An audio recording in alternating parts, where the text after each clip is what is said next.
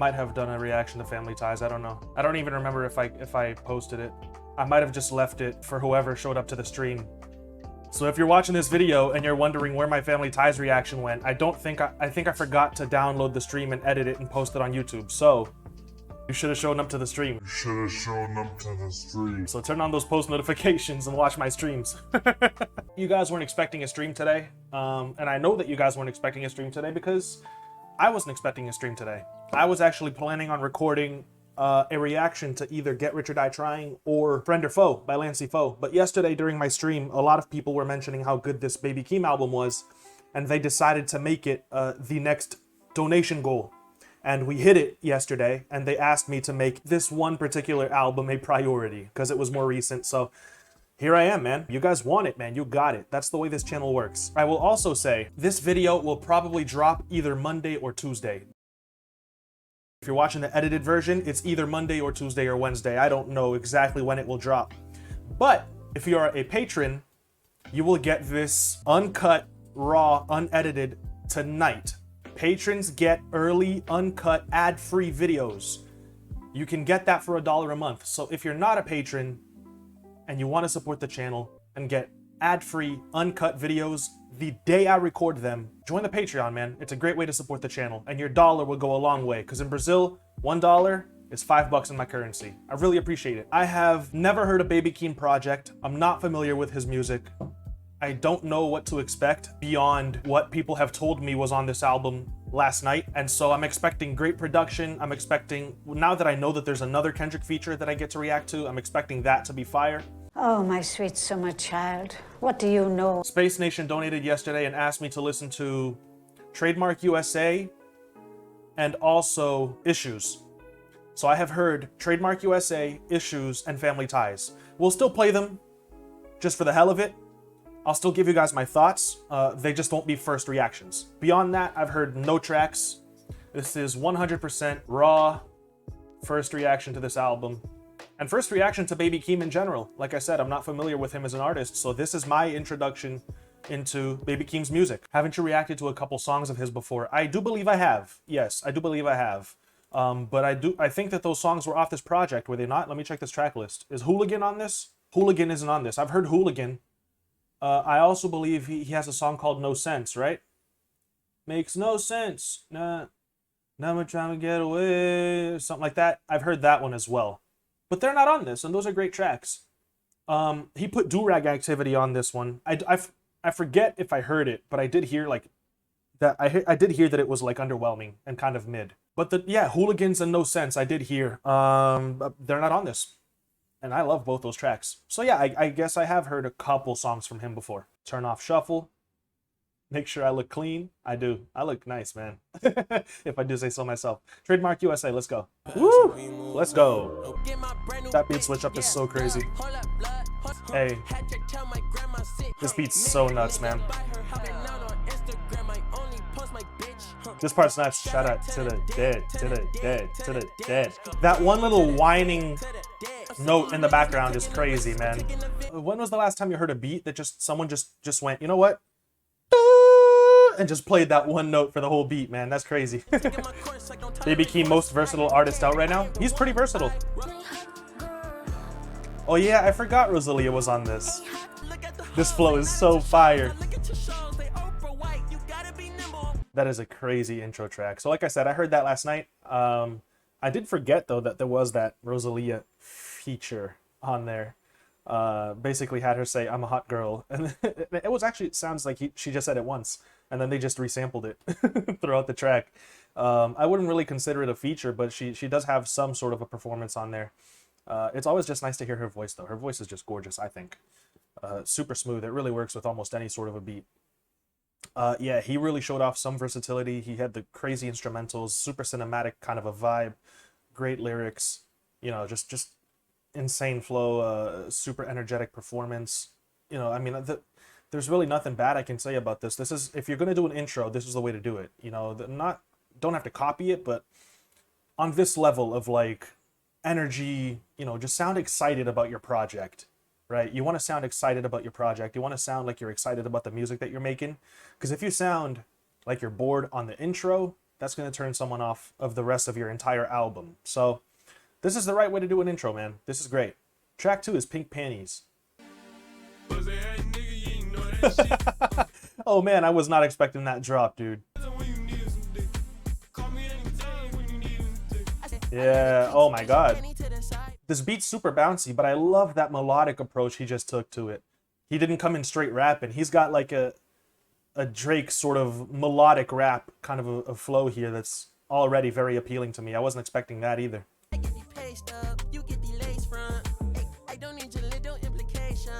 But I'm really loving this production. Like I said, it kind of has this early 2000s 50 Cent sort of a vibe, in my opinion, because of that bounce to the 808. But I also love that it sounds like an open hat. It might be a perk.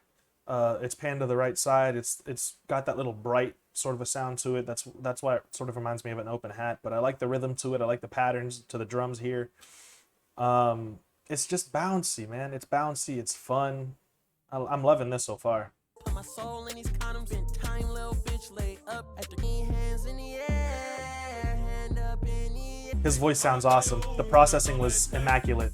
I do really enjoy the verses. I think that the processing on his vocals, his melodic approach to the production, and to how he was going to rap on this, I really enjoyed it. So, props to Baby Keem himself. Was that him on the hook, just doing another vocal inflection? I don't see a feature on here.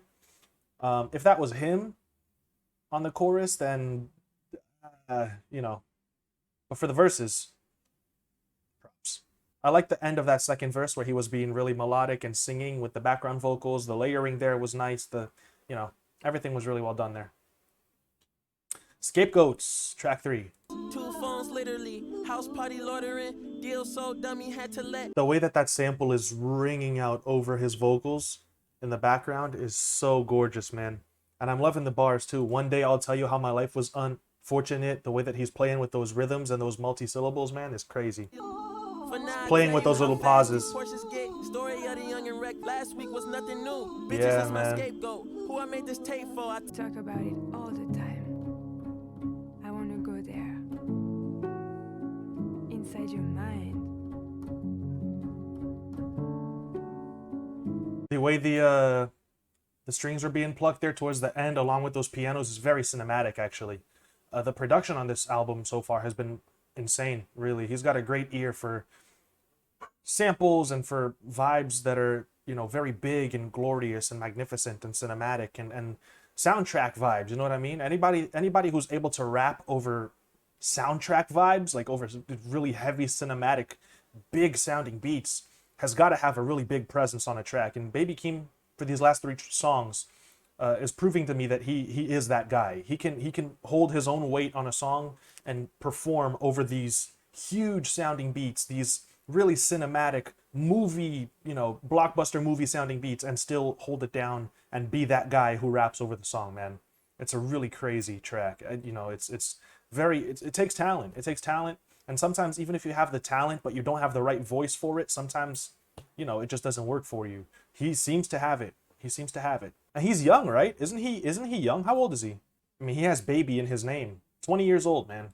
That is very young to be at this level already. Track 4, Range Brothers with Kendrick Lamar. I wasn't expecting for there to be another track with Kendrick on this album.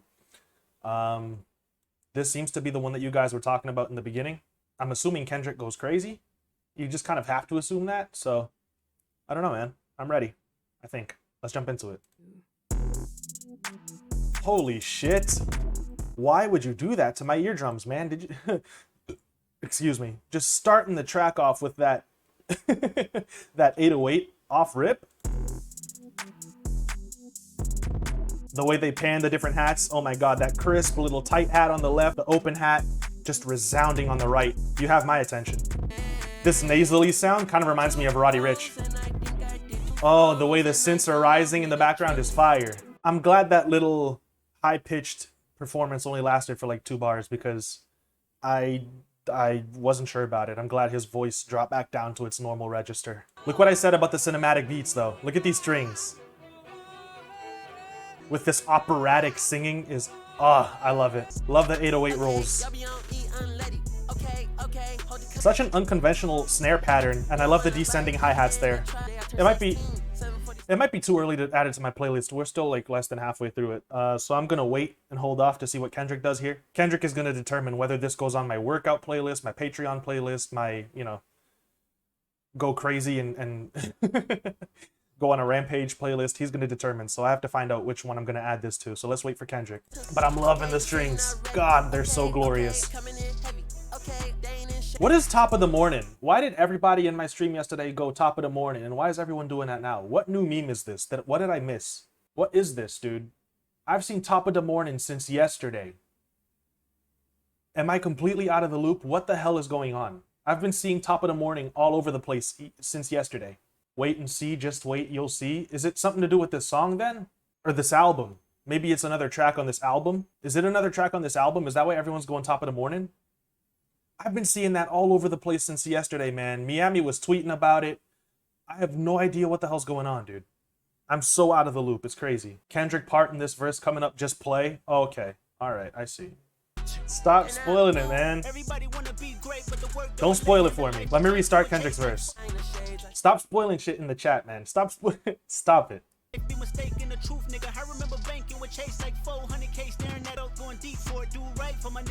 I like that. I like what Kendrick just said there, man. I've always wondered what it must be like to sign a contract and suddenly go from, you know, having nothing to having thousands and thousands of dollars, maybe millions of dollars in your account, and what that must feel like. So I like that he's mentioning that. Yeah. He's going.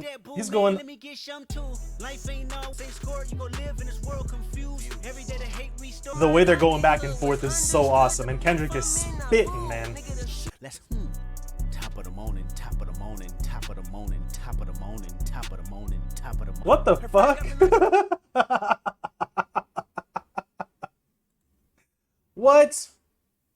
Oh, man. Why did he do that? The track was so... Oh my god, the track was so good. I didn't even need the beat switch, man. I loved the way that beat would sound in. But okay, this new beat still sounds good, but why would you... And he was completely off beat. Like, what? They were going hard. They were snapping, man. Kendrick was spitting real shit. He was going back and forth with Baby Keem. It sounded so good. The strings were so glorious. Oh man, the singing in the background, the sample was just shining through at just the right moments. The 808 was going crazy. The two hi-hats were going left and right. Like, oh, it was so perfect. Why would you ruin it in the last like minute of the song? Just completely killed the vibe, man. Just completely killed the vibe. I was going crazy. I was enjoying the music, and then just a bucket of ice water, man. You get used to it. It's a new style. Goes dummy. Nah, man, I don't want to hear it. That sounds trash in my opinion. It sounds so strange to say that something Kendrick did sounds trash, but this... Let's get this shit. Let's top of the morning, top of the morning, top of the morning. Trash, man. Trash. Why would you do that, you know? That's such a bad moment in this track. This track was perfect. Like, this was a 10 out of 10 song. You have no idea. For me, like, for my personal music taste, this was a 10 out of 10 song. Now it's like... It's a 10 out of 10 until the last minute. You know? I'm going to listen to this track, you know, forever, but as soon as we hit that 4-minute mark, I'm skipping. I don't need this last minute of this track. I honestly don't want to listen to it right now. I'm so upset at Kendrick, man. Why would you do that? You're Kendrick Lamar, my guy. Come on, you know? Rolly gang, rolly gang, rolly gang. You lame fool. Bitch, I hate to tell the truth. We're not the same. Baby Keem. I'm with my... Fuck was that ad-lib, Kendrick? He's Baby Keem. Oh my god. She's hot. Kendrick, what are you doing? Looking for me. Is he Jesus? Let's get this shit. Top of the morning, top of the morning, top of the morning. He did it again? No, I can't believe he did it again. I can't believe he went back and actually did that again. I thought that was like some crappy ass intro to the second half of the track, man. No, I understand now the top of the morning meme. At least now I'm not out of the loop. At least now I understand it. Why people are saying it. God, that sucks, man. That really sucks. Too many yes men in that studio? Maybe. I don't know if it was too many yes men. I feel like I think they know that it's bad. I want to give them that benefit of the doubt. He doubled down. I respect it. You got to respect it, right? He stuck to his guns.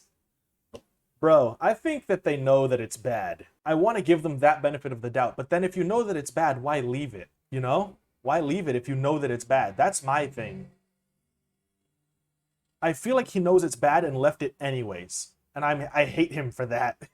I hate him for it. Why would you leave that in there if you know it sucks, dude? He's giving us memes now, and then he's going to give us the perfect album soon. Listen, man, if you want to give us a meme, that's fine.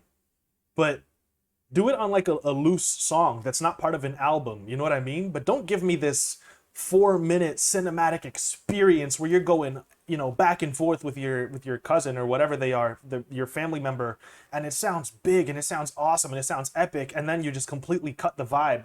You know what I mean? In the middle of an album. Don't do that. Don't do that. Do it on a throwaway track, or you're just gonna release it on SoundCloud or something, and you want to be, you know, make a meme to go viral. If you're Kendrick Lamar, anything you drop is gonna go viral. So do it on SoundCloud on a loose track. You know, that's what I'm saying. I think he knows it's bad. The ad libs sucked. You know, they did it on purpose. I just hate that they wanted to do that in the middle of the album. That, you know, I was vibing to it, and he just hard left out of nowhere. I hate the execution. If you're gonna make a meme track, that's fine. Go for it. But, you know, make it a meme track, put it out as a throwaway. You know what I mean? I want to give him the benefit of the doubt and say he knows it's trash. You know, I want to give him the benefit of the doubt. I don't think Kendrick Lamar's in the studio hearing this and going, yeah, this shit's fire. I don't believe that, you know? I want to give him that benefit of the doubt because he's Kendrick, but at the same time, if this were anybody else, we would be shitting on them. We would be shitting on them. So, you know, you gotta keep it consistent. It just doesn't sound good. I'll still come back to this song, but I'm skipping. 4 minutes in, I'm skipping to the next track. Because before that, this track, like I said, this is a perfect song. Before the 4-minute mark, this is a perfect song in my opinion. This is 10 out of 10. Great rapping, awesome flows, cinematic vibes. I love the strings. Everything about the drums was going crazy. Like perfect in my opinion. So, all right, track 5, Issues. I heard this last night. We're still going to play it because it's an awesome song. But I'll still give you guys my thoughts on it. It's just not going to be me reacting. All in my head, first come to mind is my mama. Find me Jordan in the mirror when I can. This is fire. I love the fact that I mentioned this last night. The kick sounds like a heartbeat. He's got a great voice. Like, is the auto-tune helping him there? Sure, but it doesn't sound like it's doing a whole lot. There are some very quiet perks in the background on the right side too that I'm really enjoying. Those tribal drums in the background. So 808s and Heartbreak, man. I went on to YouTube and searched up the slowed version of this track last night when I heard it, and it sounds so godly, dude. It's one of the best things you'll ever do. Search up Issues, slowed in reverb on YouTube, man. Yeah, I absolutely adore Issues. I love how gorgeous it sounds. It literally just sounds like a beautiful song, you know? And it's Keem showing off that versatility. It's Keem showing off the fact that he can really make, you know, pretty sounding music. You don't hear a lot of rappers who go back and forth with Kendrick Lamar make pretty sounding music, and he's showing that he can do it. So I love that about it, first of all. I love the subtle little pianos. I really like those perks that are panned to the right side. They're very reverberant, and they linger in the background, but they've got a really nice little rhythm to it.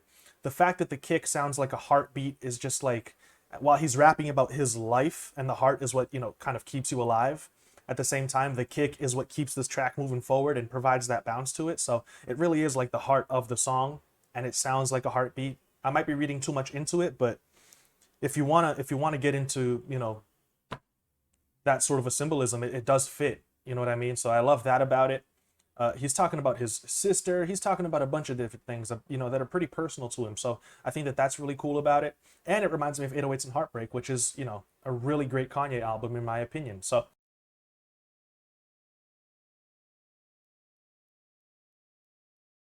gorgeous. The horns remind me of Laugh Now, Cry Later. God damn, man. Production on this album is so stupendous.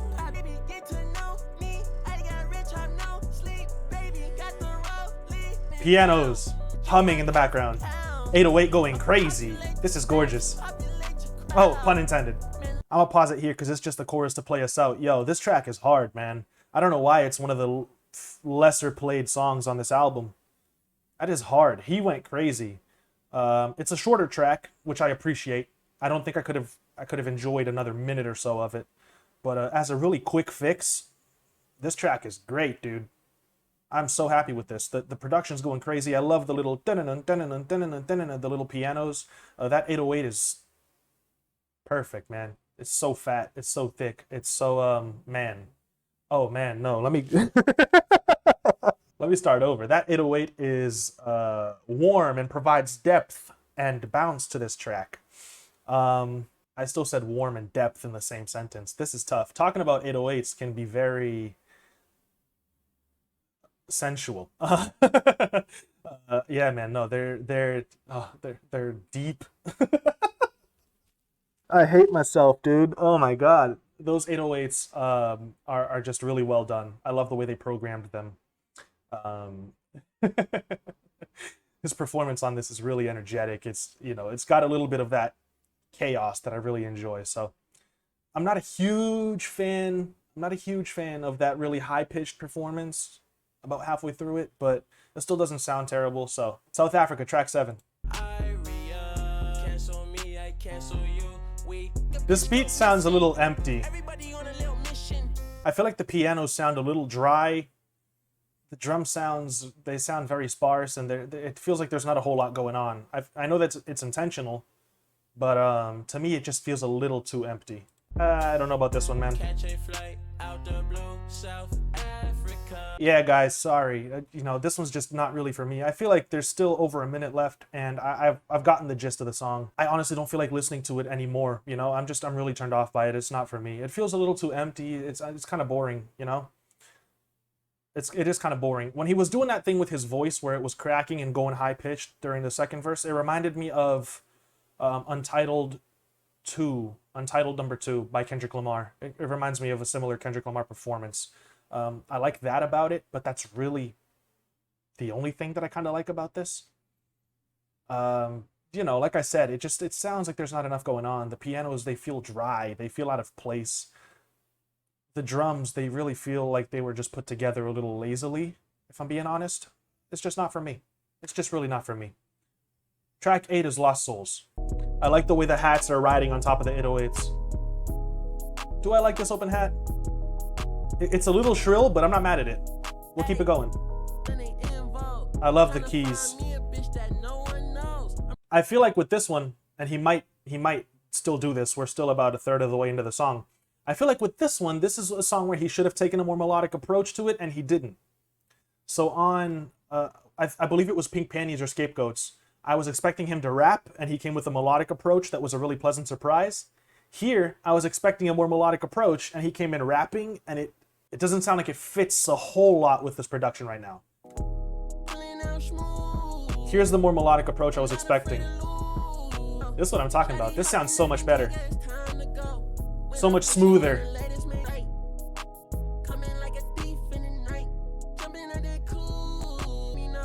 This sounds awesome. This is heat. This probably sounds insane slowed too. Those little keys in the background are so good, man. Oh, what's this? This is a pleasant surprise. How have I been sleeping on this guy for so long, man? This is great.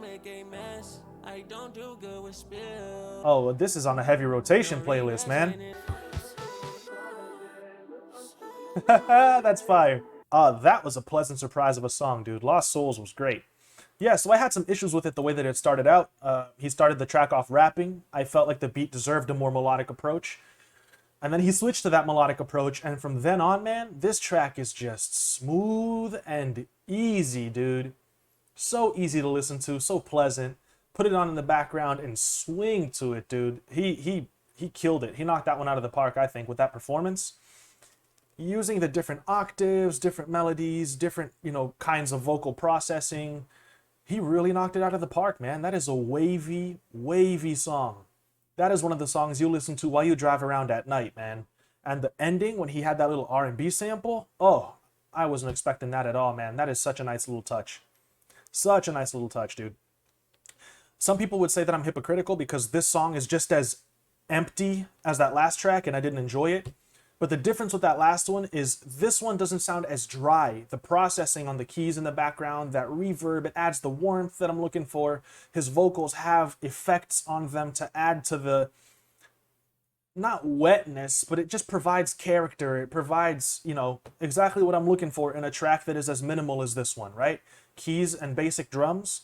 It still doesn't sound empty because of the way that they processed it, because of the way that he uses his vocals, because of the way he's singing, you know, etc. It doesn't sound as empty as the last one. It doesn't feel as empty as the last one, even though it technically might be. So that's my reasoning behind it.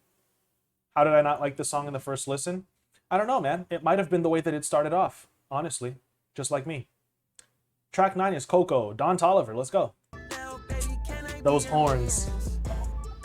I might have to buy her OnlyFans, man. Let me restart this. I'm hearing some crazy flutes in the background. Let's go. The flute riffing. Again, they placed those hi-hat rolls right on top of the 808 riff, too. So the hi-hats are really riding those 808s, man. That's really fire.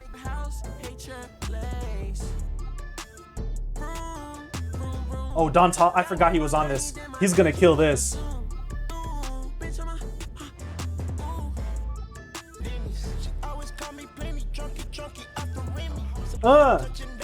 This beat was made for Donnie.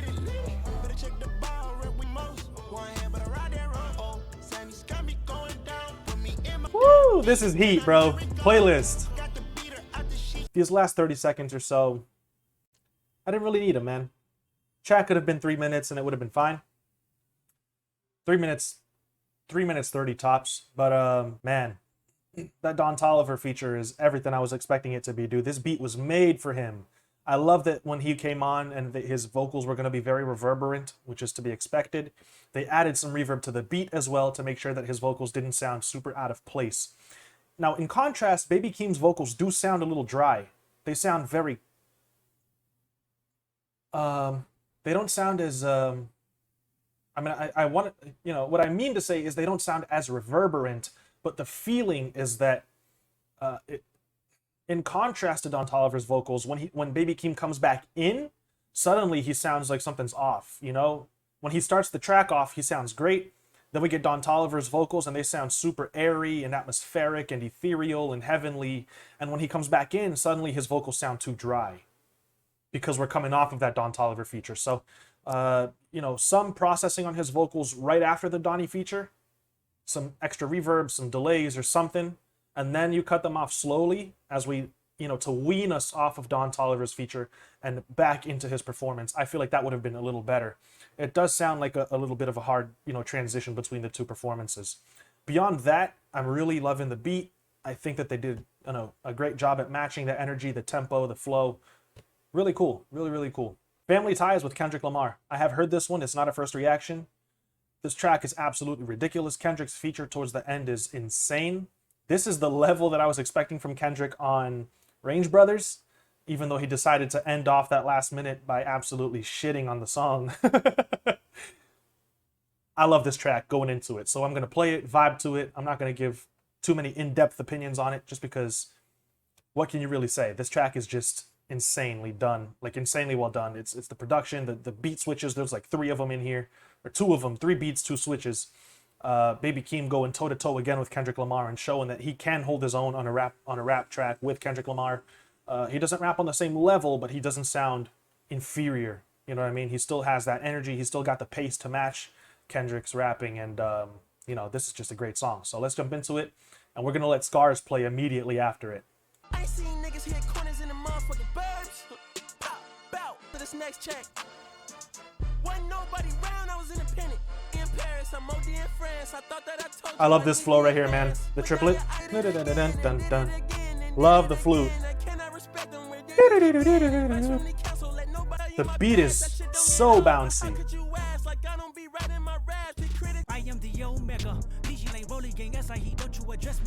I went over this the first time that I heard this, but I'm gonna rewind it a little bit. When he says that he's the Omega to start it off, man, that's such a crazy bar, because when he starts off his verse saying, I'm the Omega, first of all, this is the first that we've heard from Kendrick. This was the first when it dropped. The first that we'd heard from Kendrick in years. And he starts it off saying he's the Omega. Now, for everyone who's read the book of Revelation in the Bible, it's the last one in there. It's the book that describes the apocalypse, the end of the world, the way that things will happen after everybody dies and everybody's gone. You know, it's Jesus giving this vision to John, who's writing it. And Jesus presents himself as the Alpha and the Omega. Those are the first and last letters of the Greek alphabet. He's the Alpha and the Omega, the beginning and the end. Kendrick Lamar says he's the Omega. He's just here to say he's the end. He's coming to end careers, he's coming to end people's lives, and he's bringing the apocalypse with him. For that to be the first bar that he spits after years of inactivity is so insane. And then the fact that he mentions Metatron and Gabriel afterwards, like it's just so many angelic and biblical themes, and all apocalyptic. When he drops, he's saying he's bringing the apocalypse. It's so crazy. The imagery, the symbolism, the execution, smoking on your top fives. I mean, he's killing people. He's coming back to end everything. It's just a ridiculous bar, and that's just the first one. You know what I mean? It's crazy. The prophet answers to Metatron and Gabriel. Again, it's these angelic themes. Again, the apocalypse. As soon as I press the button, you better get right like the ambulance coming. He's gonna push the button. When he shows up, when he pushes that button, that's him dropping his album. And when he shows up, it's the end of the world, is what he's saying. Crazy vocal inflections, crazy flow. Oh man. Oh man, oh man, oh man. They all been falsified. Who's they all? The people who won the platinum plaques last year. He says 2020, y'all, 2021. What do you say? 2021, I ain't taking no prisoners. Last year, y'all fucked up all the listeners. Who went platinum, I call that a visitor. They all been falsified. The facts mean the game. They all been falsified. So everyone who sat on the throne last year and went platinum, they're all falsified. They're all fakes. The facts mean that this is a vaccine and the game needs me to survive, is what he's saying, man. It's so crazy. Just coming back, declaring himself. The very next bar is the Elohim. Elohim means God in Hebrew. Hebrew or Aramaic? I believe it's Hebrew. Ancient Hebrew, yeah. Elohim means God, so he's coming back again, the biblical themes, the angelic themes, and he's declaring himself, you know, number one. Number one. Need me to survive the Elohim, the rebirth. Before you get to the Father, you gotta holler at me first, bitch. Elohim, rebirth. Rebirth, resurrection, biblical themes. To get to the Father, you gotta holler at me first. Again, Jesus says, no one comes to the Father except through me. It's a double entendre, because again, he's making a comparison to Jesus, but also, to get to the Father, you go through me. I kill you and send you to heaven. Is that double? So, just crazy, man. Just a crazy verse. Smoking on top fives. Motherfuck that album. And immediately follows it with smoking on top five. So he's killing people, which is why I'm saying that last bar does mean ending someone's life and sending them to meet the Maker. When I come, I'm killing everybody that's outside. I'm killing everybody. Yeah, Kanye changed his life, but me, I'm still an old school Gemini. Kanye changed his life by devoting his life to God. Oh, look at that. That's another reference to God and the biblical themes. It's crazy the way he ties it all together, man. He's so gifted. It's a crazy verse. It's a crazy verse. Let's play Scars, man. I feel like I've dissected it enough. I've said what I need to say. Let me know what you think in the comments, man.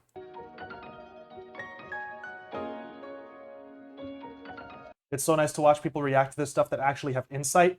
It helps that that's not my first reaction to it. I've heard it, you know, 1 or 2 times before. That definitely helps, because if that were my first listen, I wouldn't have been able to catch, you know, all of that. But still, I appreciate the sentiment, man. I appreciate the compliment. This sounds familiar to me. Is this a sample? God, why this life you gave so Love Lockdown. Okay. That the Kanye drums, man, it goes so crazy, bro. Hey, I'm telling you, if 808s isn't top 5 in your list of Kanye albums, it had better be from now on, man. Go back and listen to 808s. Oh, man, Kanye singing. Michael Jackson told him he could sing. Michael Jackson played 808s for his kids almost every single day, bro. That's the only reason Kanye felt confident enough to drop the album. 1, if Michael Jackson said so, that's it. That's the law. 2, the tribal drums spread throughout 808s and Heartbreak. Oh, my God, man. They're so brilliant. And the fact that, don't get me started. Go watch my it's not a reaction, but my replay of 808s and Heartbreaks, man. Go back and watch that video after I'm done with this one. So relatable. So relatable. Oh my God. Why does every choice I make leave me with scars? Why does everyone I meet confuse my heart? That is so relatable, man. This is a prayer. This song is a prayer, my guy. This song is a prayer. This song is yeah, that's gorgeous already. Super relatable to me. From the moment he says, I ask God, anything you say to God is a prayer. This is gorgeous. He did another take an octave lower. That's awesome. The ad-libs are awesome too. This is an awesome song. 2 bus passes, bro. Oh my God, this just took me back to high school when I had the bus passes, my guy. But I only had 1, but there was a limit to how many times a day you could use it. I think it gave you enough for 4 bus rides a day. Yeah, up to 2 to get to where you're going, and up to 2 to get home. Oh man, that just took me back to high school, my guy. Oh my God, this is what I'm saying, man. This is a fantastic track, my guy. This is insane. How relatable it is. This man's talking about me right now. That's what it feels like. This song made me appreciate 808s even more. The amount of influence it has on today's music is huge. Man, to even say that is an understatement. I mean, first of all, without 808s, we might not have Drake. Or if we did have Drake, he wouldn't be as big as he is, I think. And 808s was made not solely because of Kanye. Kid Cudi had played a huge part in there as well. But without Kanye and Kid Cudi, we don't have Travis. We might not have Drake. We might not have Young Thug. We might not have all of the melodic rappers. Roddy Ricch, Baby Keem, you know what I mean? All of these guys who make singing a part of their rap performance. You know, it's really crazy. We might not have any of them. Or if we did, their music might not be as widely appreciated as it is right now. 808s changed everything about hip-hop. 808s changed everything about hip-hop, man. Kanye and Kid Cudi made 808s and it changed the game. Then they made Kids See Ghosts how many years later? Like 10? 10 years later? 11 years later? And that was a 10. It is a duo that is just unstoppable, dude. Yo, the organs in the background, man. If a choir comes in, I might cry. Why does life you give so hard? It's crazy that we're over 10 tracks in and this album is still so strong. This project is feeling really complete, man. Really complete. This album is feeling very consistent, very well put together so far. We're over 10 tracks in and it's still so strong, dude. It takes a lot of talent to make vocal stuff sound good. Because first of all, it relies a whole lot on the performance itself. You can have all the best, plugins and everything like that. If you apply it to a bad take, it's not going to sound as good. So it relies a lot on the actual artist performing it well. And then you can apply the effects to it and enhance that performance. But if the performance isn't solid, you're not going to do anything solid with that vocal, dude. That is a great track. That's one of the best songs. And it's pretty late in the album. That is insane. That's really crazy. Do-Rag Activity with Travis Scott. This was a single. Honestly, I don't really remember it. So if I did hear it, it's probably not very memorable. I do remember people saying that it's kind of underwhelming, though. So I'm a little hesitant to play it. If I'm really not feeling it, we'll skip on to Boomin. But let's see what this sounds like, man. Double on no triple six your topic list. Yeah, man, playing around with effects will take you out of your comfort zone and make you perform in ways that you never tried before. It's good. It's good. It makes you experiment with your vocals, you know what I mean? You might feel like a dummy at first, but if you're able to perform in different ways and make your vocals sound good at the end, look at Young Thug, man. Look at the shit he does with his voice. Imagine how silly it must look to be in the studio while he's recording and you hear that take dry. It must sound ridiculous. But when the effects are applied, it's crazy.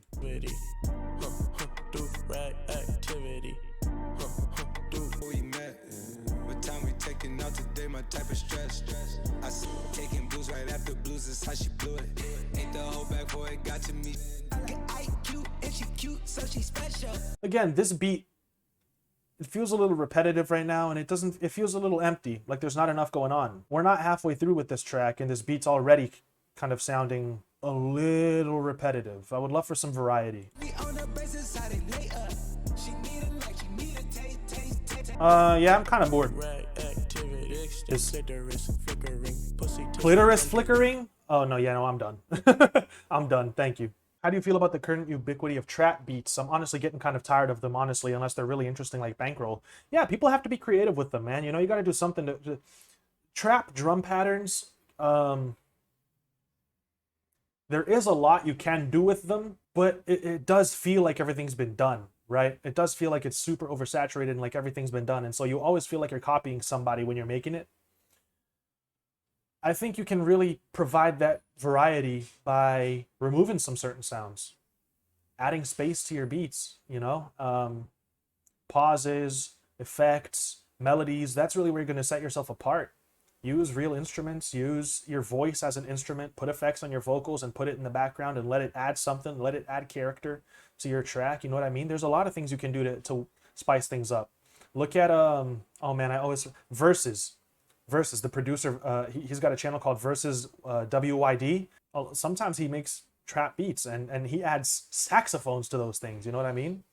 They sound awesome. So you can make a trap beat your own.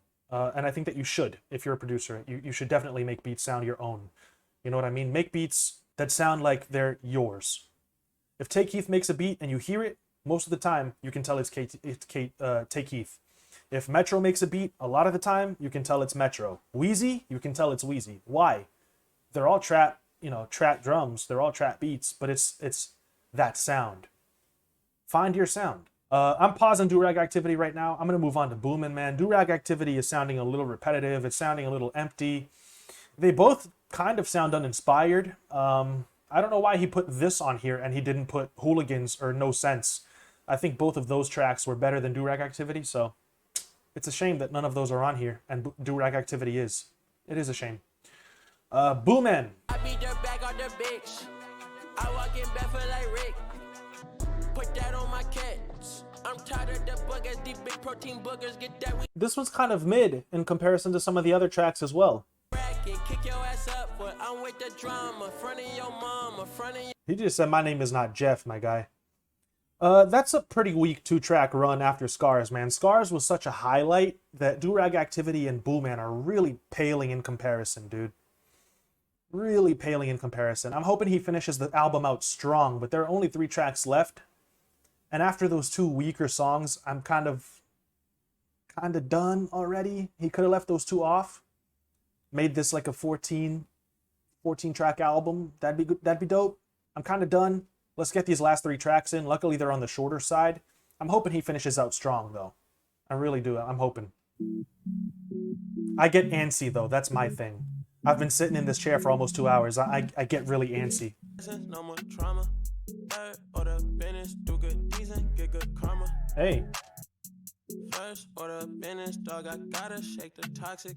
I ain't even asked, but the room was way too noisy. Yeah. This is a really low-key vibe, but I really like it. This is catchy. I like soul food. Pussy tastes like soul food. That's why you been my go-to. Pussy tastes like soul food. Hey, yo, if the pussy tastes like soul food, something's wrong, man. Get her to a doctor. Second order business, shatter blessings, no more trauma. Yeah, I'm just gonna pause it there. There's like 20 seconds left. Listen, man.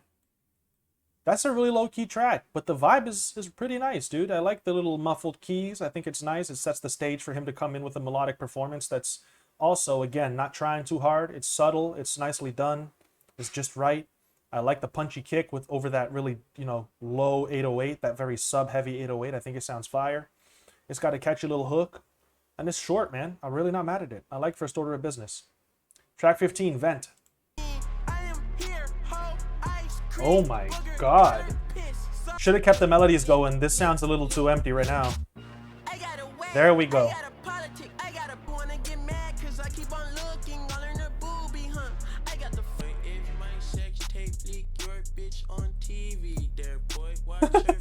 If my sex tape leak, your chick is on TV.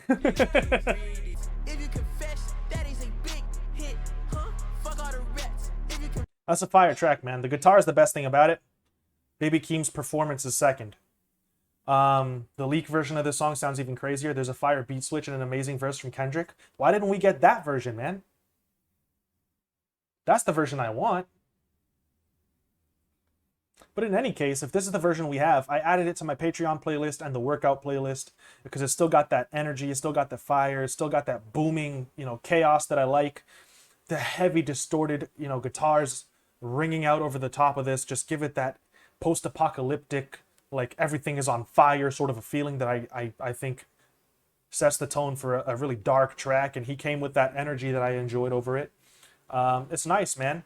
I wish that on the parts where they cut the guitars out, I wish instead they would leave the guitars and cut the drums out and then bring them back in. Because, like I said, I think the guitars are my favorite thing about this. It's a solid track. Made it onto my playlist, man. Last song of the day is 16, and it's track 16. This immediately feels like Feel No Ways by Drake. Know about your tragedy. I can't feel sorry when you lost random. I can't feel my hand and look me in the eye. Look, this ain't something you should decide. Tell nobody that you never had it. Don't tell nobody that you was abandoned. And every time I say sorry, I do that shit again. Check, I made a promise that I would. It sounds gorgeous, dude. Yeah, that's a really nice vibe to close out the project. Reminds me of Feel No Ways by Drake, which I feel is an underrated Drake track, so I'm very happy with that. I like his singing performance over it too. I think that his voice is very, very capable of a lot of different things. You know, I like that he goes an octave lower for some parts of his verse, and I think that his voice sounds very smooth when he does that. When he puts his voice, you know, in that upper register, it adds that energy. It's got, you know, a different character to it, and he can utilize, you know, his voice for a variety of different sounds, which I think is great. My thoughts on the Melodic Blue, man. Wow. You know, these longer listening sessions, I do tend to get a little bit antsy, so a lot of times I can be harsher towards the later tracks. So everything that I critique, all my opinions basically after Scars, you know, take them with a little bit of a grain of salt, because I get antsy, I feel like I want to get up, I feel like I'm done, I feel like, you know, I personally don't really like to sit still for too long, so if I was a little too harsh on any track after Family Ties or Scars, just take everything I say with a grain of salt, because that could tie a little bit into it. But if we're talking about this project in general, man, this is in the conversation, I think, for Album of the Year. I think it's in that conversation for Album of the Year, along with Call Me If You Get Lost by Tyler, the Creator, possibly the Off Season, right, by J. Cole, depending on your music tastes. I've heard a lot of good things about King's Disease too. I haven't heard it yet though, but I do believe that this album should be up there, man. It should be mentioned in the conversation, because super consistent, man. All 16 tracks. I mean, the weaker points I think were the last minute of Range Brothers. Let's not talk about it again. Do-Rag Activity, and I feel like Boomin. Those were the low points on this album. Everything else I was super happy with. Oh, South Africa. I remember South Africa. I didn't enjoy it so much. It felt a little empty. But those are really the low points, in my opinion. And out of 16 songs, out of an album that's, you know, almost an hour long, there are very few lows here. And a lot of consistency, a lot of versatility, a lot of variety, really dope lyricism from Baby Keem, a lot of relatable bars on here. Beats selection for this was fantastic. A lot of the beat switches were very well executed. Vocal processing, I mean, this is a masterclass in vocal processing. He does so many different things to his voice here to make songs interesting, to make songs compelling. And that sounds great, you know. And for somebody who, like I said, is only 20 years old, it really feels like he's just starting to find his lane and carve that out. And he's already so versatile. He's already so, you know, talented, clearly talented and gifted. That from now on, I will be following Baby Keem's career very, very closely. You know, this is, like I said, the first album of his that I've ever heard, and I'm really, really happy with it. Really happy with it, honestly. Super excited about him and his future and the music he's going to be making for like the next 10 to 15 years. It's going to be so crazy, you know, if he's already this good. I just hope he continues with that creativity, continues with that consistency, because this album, first listen, it's like an 8.5, dude. An 8.5 to a 9. Like, it's very, very good. I would definitely recommend this. If you haven't heard this, to go and check it out. I know some people left during the stream to go and check it out because they felt excited about what they were hearing, and I'm really happy about that. If I can, with this video, make you stream this, then that's awesome, because, you know, he's just, this is a really dope album, and I think you should hear it. But before you leave and listen to this album, subscribe to the channel. Support the channel on Patreon, man. Get these videos ad-free, uncut, for $1 the day that I record them. Come on, you'd be a chump not to do that.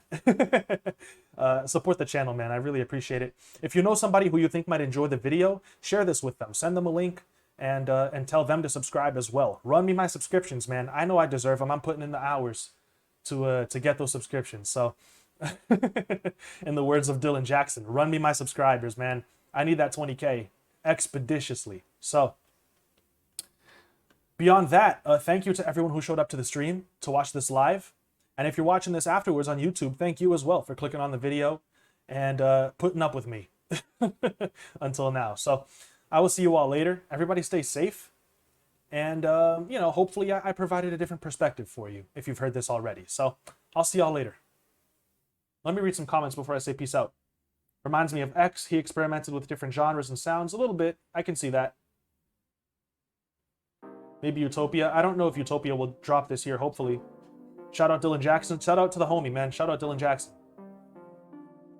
The reason I watch people listen to music is because sometimes it completely changes my perception. I'm glad, man. If I was able to do that, I'm really glad. And not even change your perception, but maybe add to it. Thanks, legend. All right, guys. Thank you. Ayo, here it goes. Stay safe. Peace out.